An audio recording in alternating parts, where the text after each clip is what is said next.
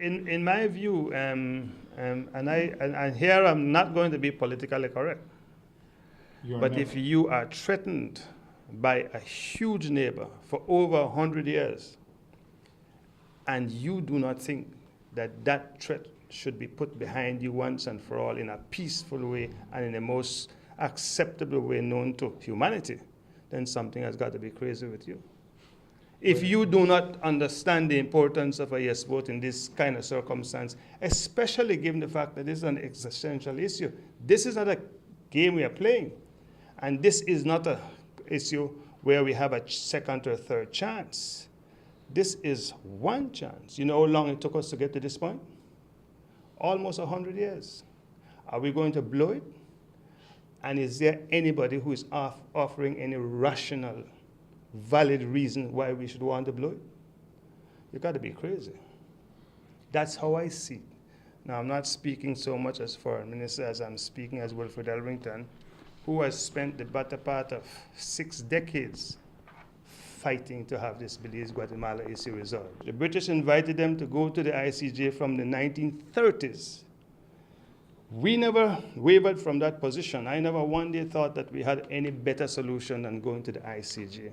So I have always supported that position, and it is for that reason that as soon as we got into office in 2008, when we discovered here was an opportunity to go to the ICJ, we did not hesitate at all.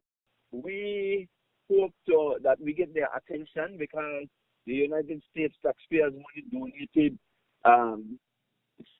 donated their money to the referendum education campaign, which that education campaign should be both pros and cons of going to the ICJ. And right now the government is one-sided, and they are only like going around telling people to vote yes.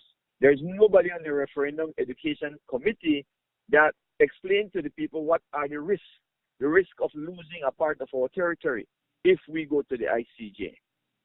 And nobody is on the campaign. Like they deliberately misled the U.S. government, telling them that the money will be used for an education campaign, but they didn't tell them, and they agreed that people from all sides would be on the education committee, and that's not how it is. So we are complaining to the U.S.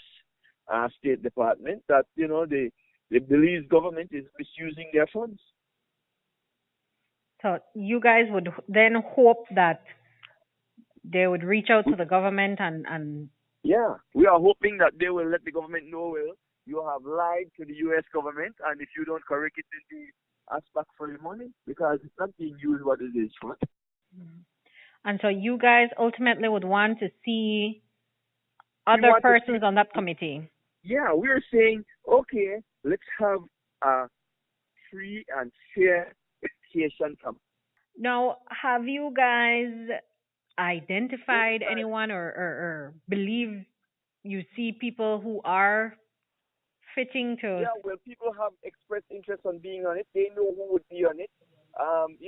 They could ask people. They have a number of Belizeans. You have the Belize Peace Movement with Bobby Lopez. You have the No ICJ movement. All those people are about telling people what are the risks that are involved. And, the government hasn't paid them any attention.